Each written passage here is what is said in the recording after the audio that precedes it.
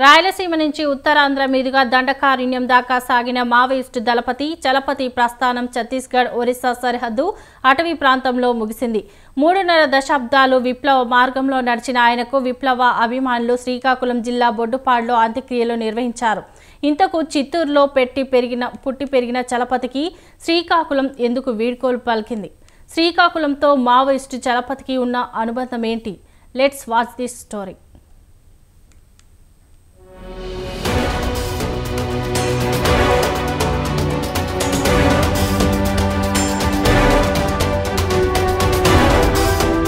ఛత్తీస్గఢ్ ఒడిశా సరిహద్దు అటవీ ప్రాంతంలో జరిగిన ఎన్కౌంటర్లో మృతి చెందిన మావోయిస్టు పార్టీ కేంద్ర కమిటీ సభ్యుడు చలపతి అంత్యక్రియలు శ్రీకాకుళం జిల్లా బొడ్డపాడులో నిర్వహించారు. 21వ తేదీ జరిగిన ఎన్కౌంటర్లో రామచంద్రారెడ్డి ప్రతాప్ రెడ్డి ఆలియాస్ చలపతి ఆలియాస్ జయరాం మరణించారు. చలపతి మావోయిస్టు పార్టీ కేంద్ర కమిటీ సభ్యుడిగా ఉన్నారు. ఒడిశా సిపిఐ మావోయిస్టు పార్టీ ఇన్ఛార్జిగాను వ్యవహరిస్తున్నారు. మావోయిస్టు పార్టీలో వ్యూహకర్తగా ఆయనకు పేరుంది. గెరిల్లా యుద్ధంలో చలపతికి మంచి పట్టు ఉంది.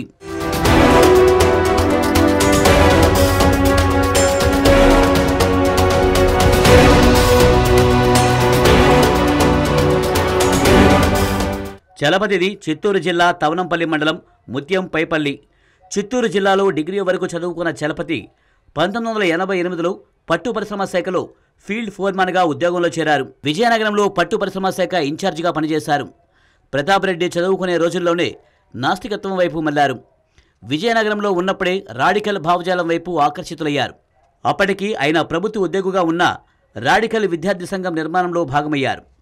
విజయనగరంలో పట్టు పరిశ్రమ కార్యాలయంలో పనిచేస్తున్న సమయంలో కార్యాలయంలోనే రాత్రివేళ విప్లవ కార్యకలాపాలు నిర్వహించేవారని చలపతి సన్నిహితులు చెబుతున్నారు.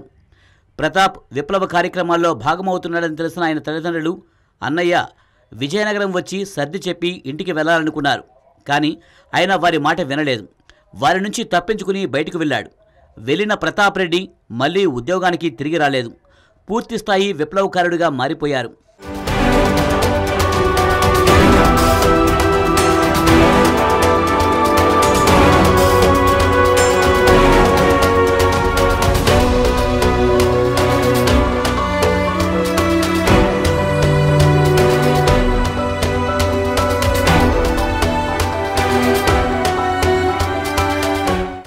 శ్రీకాకుళం సాయుధ రైతాంగ పోరాటంలో కీలకమైన ఉద్యమ నిర్మాణంలో ఆయన భాగమయ్యారు. అప్పటి పీపుల్స్ వార్ పార్టీలో ఆయన పేరు సుధాకర్. ఉద్యమ ప్రాంత ప్రజలంతా ఆయనను సుధాగా పిలుచుకునేవారు. పీపుల్స్ వార్లో భాగమైన తక్కువ కాలంలోనే శ్రీకాకుళం జిల్లా కమిటీ సభ్యుడయ్యారు.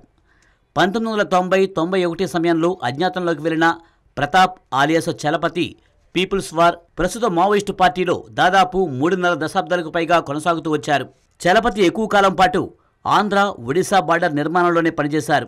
శ్రీకాకుళం కోరావుట్ డివిజన్ ఇన్ఛార్జిగా, తర్వాత AOB special zonal committee, AOB రాష్ట్ర మిలిటరీ కమిషన్లలో సభ్యునిగా పనిచేశారు.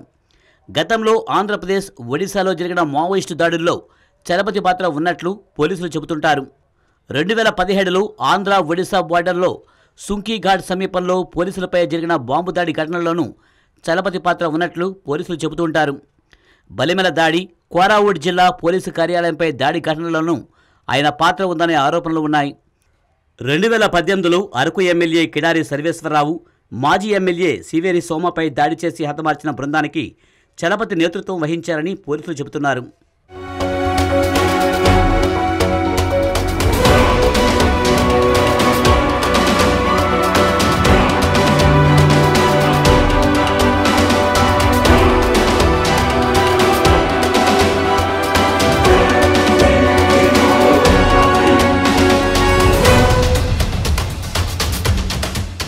Peoples liberation guerrilla army battalion 1 commander Madavi హిడ్మాకు మెంటర్గా చలపతికి పేరుంది.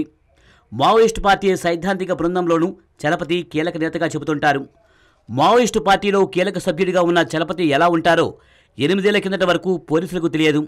చలపతి భార్య అరుణ ఆలియాస్ చైతన్య కూడా మావోయిస్టు పార్టీలోనే పనిచేస్తున్నారు. ఆమెది విశాఖపట్నం జిల్లా పెందుర్తి మండలం కరకవానిపాలెం. 2016లో జరిగిన ఓ ఎన్కౌంటర్లో అరుణ సోదరుడు ఆజాద్ చనిపోయారు. ఆయన వద్ద లభించిన ల్యాప్టాప్లో చలపతి అరుణ తీసుకున్న సెల్ఫీ ఫోటో లభించింది. అప్పుడే చలపతి ఎలా ఉంటారో పోలీసులకు తెలిసింది. తాజా ఎన్కౌంటర్లో చలపతి మృతి చెందడంతో మావోయిస్టు పార్టీకి గట్టి ఎదురుదెబ్బ తగిలిందని చెప్పాలి. అయితే చలపతి అంత్యక్రియలు ఆయన స్వగ్రామం చిత్తూరు జిల్లా ముత్యం పైపల్లిలో కాకుండా శ్రీకాకుళం జిల్లా బొడ్డెపాడులో నిర్వహించడం గమనార్హం. విజయనగరం జిల్లా నుంచే ఆయన ఉద్యమ ప్రస్థానం మొదలైంది. శ్రీకాకుళం ప్రాంతంలో ఆయన అనేక ప్రజా ఉద్యమాలకు నాయకత్వం వహించారు. ఆ ప్రాంత ప్రజల సొంత మనిషిలా మారారు. ఉద్యమంలోకి వెళ్లిన కొన్నాళ్లకే శ్రీకాకుళం జిల్లాకు చెందిన పార్టీ సభ్యురాలని పెళ్లి చేసుకున్నారు. కొంతకాలానికి ఆమె ఎన్కౌంటర్లో మృతి చెందింది. అలా ఆయనకు శ్రీకాకుళం జిల్లాతో విడదీయరాని బంధం ఉంది. అందుకే చలపతి మృతి విషయం తెలుసుకున్న ఉద్దాన ప్రాంత ప్రజలు ఆయనకు తమ ప్రాంతంలో అంతిమ వీడ్కోలు పలకడం గమనార్హం. కాగా పోలీసులు చలపతి మృతదేహాన్ని ఇవ్వడానికి ఇబ్బంది పెట్టారని చలపతి భార్య అరుణ తండ్రి అన్నారు. పార్టీలో మనుషులే లేరని చెప్తున్నారు. మరి 28 మంది 30 మంది 40 మంది ఎట్లా వీళ్ళని ఎవరిని ఎట్లా ఎన్కౌంటర్ చేస్తున్నారు, ఎవరిని చేస్తున్నారు అనేది మనకి తెల్లమవుతున్నటువంటి విషయం ఇది. అంటే మావోయిస్ట్ పార్టీ సభ్యులు కాదు వీళ్ళు, ఆదివాసుల్ని చంపేస్తున్నారు.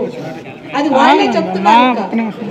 కాబట్టి ఈ విధమైనటువంటి అసలు ఆదివాసీ ప్రాంతాల్లో వాళ్ళ ఇష్టం లేకుండా అక్కడ ఒక క్యాంపును కానీ ఇంకా ఏదైనా సరే ఒక కట్టడాన్ని కానీ దేన్ని కూడా అక్కడ నిర్మించడానికి అవకాశం లేదు. నువ్వే రాజ్యాంగబద్ధంగా 5th షెడ్యూల్లో భాగంగా వాళ్ళ ఇష్టం లేకుండా నువ్వు ఏది చేయడానికి వీలు లేనటువంటి పరిస్థితుల్లో అక్కడ సైనిక క్యాంపులు పెట్టి ఒక్కొక్క సైనికుడికి 9 మంది ఆదివాసీలకి ఒక్కొక్క పోలీసు లెక్కన అక్కడ ఉన్నారు. ఇవి లెక్కల ప్రకారం వాళ్ళు సైనిక క్యాంపుల లెక్కల ప్రకారము మనకి తెలుస్తున్నటువంటి విషయం ఇది. ఇంత ముందర కాశ్మీర్లో 6గురికి ఒక పోలీసు ఉన్నాడు, ఒక 6గురు పౌరులకి ఒక పోలీసు ఉన్నటువంటి పరిస్థితి. అట్లాంటి పరిస్థితి ఈ రోజు మీరు తీసుకొచ్చి ఇక్కడ ఆదివాసీ ప్రాంతాల్లో పెట్టి వాళ్ళు మా ప్రాంతాల్లో సైనిక క్యాంపులు ఎత్తివేయండి, రాజ్యాంగబద్ధంగా చట్టబద్ధంగా మీరు నడుచుకోండి అని చెప్పి వాళ్ళు మాట్లాడుతుంటే అసలు మీరు మాట్లాడడానికి వీలు లేదు. మీరు ఊరు దాటి పోవాలంటే మీ ఆధార్ కార్డు చూయించుకోవాలని చెప్పి చేస్తున్నటువంటి ప్రభుత్వ చర్యలను మేము బంధుమిత్రుల సంఘంగా ఖండిస్తున్నాం. మొత్తంగా ఎక్కడో పుట్టి ఎక్కడో పెరిగి ఎక్కడో ఉద్యోగం చేసి చివరికి మరెక్కడో మృత్యువడికి చేరాడు చలపతి. కానీ ఆయన నడిచిన దారిలో ఎందరిని కలిశాడో అందరూ ఆయనకు చివరిసారి చూసి నివాళులర్పించారు. వారంతా చలపతి జ్ఞాపకాలను గుర్తు చేసుకున్నారు.